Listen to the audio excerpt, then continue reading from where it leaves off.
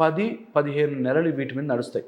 దాని తర్వాత కామన్ అయిపోతుంది. అది జరుగుతుంది. ఇంకా మన ఇంట్లో జరగలేదు సంతోషం అంతే. అలా అయిపోతారు. We have commonised it. ఒకప్పుడు ఎక్కడన్నా రేప్ కానీ మర్డర్ కానీ జరిగితే పెద్ద ఇష్యూ. ఇప్పుడు కామన్. సర్లే అవన్నీ ఇంకా కామన్ అండి, ఇంత జనాభా ఉంటే కామన్ అండి అనేటట్టు అయిపోయారు. అది జరగకూడదంటే complete control on social media ఉండాలి. జ్యుడిషియరీ సిస్టమ్ కరెక్ట్గా ఉండాలి. నేను చెప్పినట్టుగా మనసు మీద మైండ్ కంట్రోల్. మేము మెడిటేషన్స్ అవన్నీ నేర్పించేటప్పుడు కష్టపడతారు ఒక మైండ్ ఒక పాయింట్లో పెట్టడానికి. కళ్ళు మూసుకుంటే ఏవో వెళ్తుంటాయి. ఒక పాయింట్లో పెట్టడానికే కష్టపడతారు. అలాంటి మైండ్ ఏది చెప్తే అది చేయడానికి సిద్ధమైపోతారు. చెయ్యలేకపోతే వాళ్ళు ఎంత ఫ్రస్ట్రేషన్కి, ఎంత ఇరిటేషన్కి గురవుతారంటే, నేను అన్న మాట అవ్వకపోతే నాకు కోపం వచ్చేస్తుంది. నేను అనుకున్నది జరగకపోతే నాకు ఇరిటేషన్ వచ్చేస్తుంది. నేను ఏదైనా ప్లాన్ చేశాను అది అవ్వకపోతే ఇంకా నా బతుకు వేస్ట్. ఈ టైప్లో తయారైపోతారు. అది తీసుకెళ్తే వైఫ్ ఇలా అందని, అది ఎలా నన్ను కోపంగా చేస్తుందని, వాళ్ళ సైడ్ కట్నం రాలేదని, ఇక్కడి నుంచి కేసులు వేశారని, ఇలా రకరకాలుగా ఇంకా మాటలో చెప్పలేము. ఏదైనా సరే నేను అనుకున్నది జరగాలి, ఈ నాకు నచ్చింది, నేను చేయాల్సిందే అనే ఒక నార్సిసిజంలోకి వెళ్తాం. ఒక స్టేజ్ వరకు మనసుకు నచ్చినట్టుగా చేయడము, తెలుసుకోవడము, అందులో ఆహ్లాదం పొందడము వేరైతే, దాన్ని టూ మచ్గా వాడేసి వాళ్ళకు అనుకున్నదే జరగాలని నార్సిసిస్టిక్ అవ్వకూడదు. సెల్ఫ్ లవ్ ఉండొచ్చు కానీ నార్సిసిజం అబ్సెషన్ అయిపోకూడదు. అది వెరీ వెరీ ఇంపార్టెంట్. ఇది ఒక ఎండ్ పెట్టే ఆన్సర్ కాదు. యాజ్ ఎ సొసైటీ అందరము చేయాలి పని. అందరము. క్రైమ్ అంత అవైలబుల్ ఉండకూడదు, ఫోన్స్ అవైలబుల్ ఉండకూడదు. తర్వాత ఇలాంటి విషయాల మీద అవగాహన పెంచాలి. కంపల్సరీగా అలాంటివి ఏమైనా ఉంటే హెల్ప్ లైన్ నెంబర్స్ పెట్టాలి. అలాంటి సిచ్యువేషన్ ఫేస్ చేస్తున్న అమ్మాయికి ఏం చెయ్యాలి అనే ఒక హెల్ప్ లైన్ నెంబర్ పెట్టాలి. అలా యాజ్ అ సొసైటీ కంప్లీట్గా మారితే తప్ప these are not easy. And ఎంత వెస్టర్నైజ్ అవుతూ ఉంటుందో, ఎంత మనం వెస్టర్నైజ్ అవుతూ ఉంటామో, ఇలాంటివి చాలా కామన్ అయిపోతాయి. తల మీద కొట్టారని, లేకపోతే సిలిండర్లు పేలాయని, ఇలాంటివి చాలా వస్తూనే ఉంటాయి. సో కంపల్సరీగా ఈ హాఫ్ నాలెడ్జ్తో వచ్చిన వెస్టర్న్ ఇన్ఫ్లుయెన్స్ నుంచి బయటపడి, ఒక మానసిక రుగ్మతల్ని ప్రేరేపించే ఎలాంటి డేటా అవైలబుల్ ఉండకూడదు. క్రైమ్ ఎలా చేయాలి ఈజీగా అవైలబుల్ ఉండి, తప్పు చేస్తే ఎలా తప్పించుకోవచ్చు ఈజీగా అవైలబుల్ ఉండి, ఏ సెక్షన్. మనకున్న అతిపెద్ద ప్రాబ్లము లీగల్ సిస్టంలో ఉండే లొసుగుల్ని పట్టుకుంటారు. ఒక తప్పు చేసిన వాడికి ఆ తప్పు ఎందుకు చేశాడో దానికి కారణాలు పెట్టి, వాటి యొక్క లూప్ హోల్స్ పెట్టి కేసుల నుంచి బయటకు వచ్చేవాళ్ళు ఉంటారు. సో అది ఒక మేజర్ ప్రాబ్లం. దాంతో కూడా ఈజీగా ఇలా చెప్పామా, ఇలా చేసేస్తే ఓ 2 yearsలో తప్పించుకోవచ్చు అనేవాళ్ళు ఉన్నారు. సో అది వెరీ వెరీ డేంజరస్ థింగ్.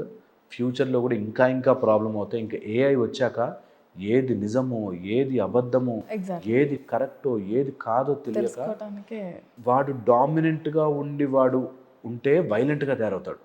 వాడు తక్కువగా ఉండి అయ్యో అని మంచివాడు, పాపం మంచివాడు అంటే డిప్రెషన్లో పోతాడు. We have created such a system. ఇప్పుడు వాడు అగ్రెసివ్గా ఉన్నాడు అనుకోండి, వాడికి కావాల్సినవి అన్నీ ఉన్నాయి. వాడు డిప్రెషన్లో ఉన్నాడు, వాడికి కావాల్సినవి అన్నీ ఉన్నాయి. అది తయారు చేస్తున్నాము. దానికే మనం చాలా ఆలోచించుకుని, ఇవన్నీ ఇంకా మన చేతిలో లేవు. It's already crossed. ఇప్పుడు నేను ఎంత మొత్తుకున్నా ఇట్స్ ఆల్రెడీ క్రాస్డ్. మన చేతుల్లో లేవు. కాబట్టి మన పిల్లల్ని మనం రెడీ చేసుకోవాలి. That this should not happen అనే ఒక మానసిక కంట్రోల్ని తెప్పించుకోవాలి. లేకపోతే ఇంపాసిబుల్.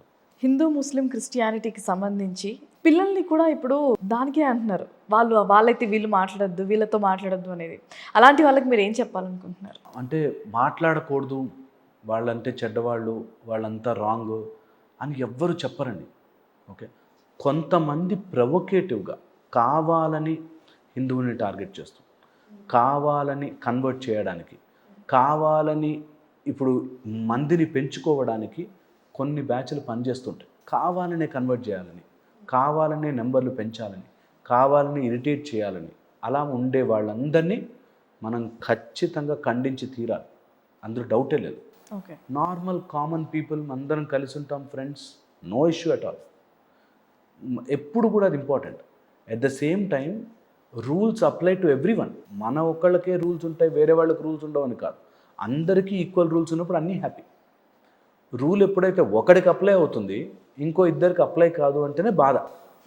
So very important. అదే ఇప్పుడు ఈ రోజుల్లో మనకు సెక్యులరిజం అనే పదం చెప్పుకుని, సెక్యులరిజం. లేకపోతే ఇష్టం వచ్చినట్టుగా వాళ్ళకి నచ్చినట్టుగా మనం ఈ డిఫరెన్సెస్ చూస్తున్నప్పుడు కరెక్టే కదా అని అనిపించేటట్టుగా చేయకుండా అందరు ఈక్వల్గా ఉంటే అందరం ఆల్ గుడ్. కొంతమంది కావాలని రెచ్చగొట్టే బ్యాచ్, కొంతమంది కావాలని తెలియకుండా చాప కింద నీరులాగా స్ప్రెడ్ అయ్యి కబ్జాలు చేసి ఆక్యుపైలు చేసి కన్వర్ట్ చేసి ఇలా చేసే బ్యాచ్ వాళ్ళు అదే పని మీద ఉంటారండి. కన్వర్ట్ అయిన వాళ్ళు కూడా ఇబ్బంది పడి మళ్ళీ హిందూయిజంలోకి వచ్చిన వాళ్ళు కూడా చాలా మంది ఉన్నారు. వచ్చిన వాళ్ళు ఉంటే కొంతమంది అటు వెళ్ళిపోయి అక్కడి నుంచి ఇంకా మారలేక వాళ్ళు చేసింది తప్పు అని ఒప్పుకోలేక తిరుగు రాంగ్ అటాక్ చేస్తూ మీ దాంట్లో ఇలా ఉందా, వాళ్ళ దాంట్లో అట్లా ఉందా, వీడి దాంట్లో ఇట్లా ఉందా, it will go nowhere. As a సైకాలజిస్ట్గా అగ్రెషన్ కానీ ఇలాంటి ఏదైనా చెప్పంగానే రెచ్చిపోటాలు కానీ అవుతూ ఉంటారు. అలాంటి వారికి మీరు ఇచ్చే ఒక సజెషన్? రెచ్చిపోతున్నారు వారు ఎక్కువ మాట్లాడుతున్నారు ఇలా చేస్తున్నారంటే వాళ్ళకి నిజంగా గ్రిప్ లేదు సబ్జెక్ట్ మీద. మనకి ఎప్పుడైనా సరే మన సిస్టంలో ఎక్కడ కూడా ఆర్గ్యుమెంట్ లేదు, డిబేట్ లేదు. డిబేట్ అనేవి ఇప్పుడు వచ్చిన ఆర్గ్యుమెంట్. నీ వాద ప్రతివాదాలు రెండూ వినాల్సిందే. నువ్వు కోపంగా అటాక్ చేసేస్తాము అరిచేస్తాము అనేది లేదు అసలు. ఓకే, అది ఎవరు చేయాలి? నిజంగా ఆ శాస్త్రంలో ప్రమాణం ఉన్నవాళ్ళు చేసుకోవాలి. ఫేస్బుక్లోనో గల్లీల్లోనో కూర్చున్న వాళ్ళు కాదు. It's very important. ఇప్పుడు ఒక ట్యాబ్లెట్ మంచిదా కాదా అని ఎవరు డిసైడ్ చేస్తారు? డాక్టర్లు కూర్చొని డిసైడ్ చేస్తారు. ఒక శ్లోకం కరెక్టా కాదా అని ఎవరు డిసైడ్ చేయాలి? ఆ శ్లోకంలో ఎక్స్పర్ట్ ఉన్న వాళ్ళు కూర్చొని డిసైడ్ చేసుకుంటారు. ఇలా కాకుండా నా ఇష్టం వచ్చింది నేను చెప్తా, నీ ఇష్టం వచ్చింది నువ్వు విను అనేటట్టుగా చేస్తే ఎప్పుడు ప్రాబ్లమే అవుతుంది. So never we should encourage this. ఇది ఏ లెవెల్లో ఎక్కడా కూడా కరెక్ట్ కాదు. నిజంగా అట్లాంటిది ఏదైనా ఉంటే you have an authentic medium source.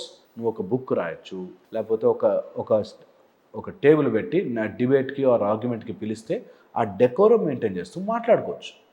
Anywhere discussion అవ్వాలి. డిబేట్ల నుంచి డిస్కషన్కి రావాలని నా కోరిక. డిస్కస్ చేసుకోవాలి. నువ్వు ఒక పాయింట్ చెప్తావా, నేను ఒక పాయింట్ చెప్తాను. రెండింటిని ఒప్పుకునే ధైర్యం ఉండాలి. అవునా ఇది కరెక్ట్ కాదా, ఇది కరెక్టా, ఒప్పుకునే ధైర్యం ఉంటే అప్పుడు ముందుకెళ్ళచ్చు. బట్ అదర్వైజ్ ఇది నెవర్ ఎండింగ్. నువ్వు ఎంత చెప్పు నేను చెవులు మూసుకుని ఉంటాను అంటే విచ్ ఇస్ రాంగ్. ఇది ఒకసారి నిద్ర లేచారు కాబట్టి ఇప్పుడు ఈ ఫైట్ కంటిన్యూస్గా జరుగుతుంది. అందుకని మన పిల్లల్ని మన జాగ్రత్త పెట్టాలి, ఆర్ హిందూ పిల్లల్ని, ముస్లిం పిల్లల్ని, క్రిస్టియన్ పిల్లల్ని ఎలా వాళ్ళు ట్రైన్ చేసుకోవాలి అనేటట్టుగా యుద్ధంలాగా తయారు చేస్తున్నారు. నేనంట పిల్లలకి వాటికి ఏం సంబంధం లేదు. నువ్వు నేర్పించేది వెరీ క్లియర్గా అందరూ ఒకటే, ఇది నేర్చుకో, అదే వెరీ గుడ్, తప్పులేదు. నాకు నచ్చింది నేను నేర్చుకుంటా, తప్పులేదు. అట్ ద సేమ్ టైం పక్కనోడితో నీకు సంబంధమే లేదు, వాళ్ళ గురించి నువ్వు మాట్లాడక, అసలు వాళ్ళు ఏం జరిగింది ఏంటి నీకు సంబంధం. అప్పుడు అందరూ హ్యాపీగా ఉంటారు. అలా లేకుండా మెల్లగా నేను కన్వర్జన్ చేస్తా, మెల్లగా నేను మాట మార్చుకుంటా, మెల్లగా మీరు చేసినవన్నీ తప్పని నేను చెప్తాను, దట్ ఈస్ రాంగ్. అందుకే ఐ థింక్ రిఫ్ట్స్, గొడవలు అవన్నీ వచ్చేవి. Thank you so much Harish గారు, ఎన్నో విషయాలు తెలియజేశారు. అండ్ యూత్కి మీరు ఇచ్చేవి చాలా చాలా ఉపయోగపడతాయి. Thank you so much for coming to our studio. Thank you so much.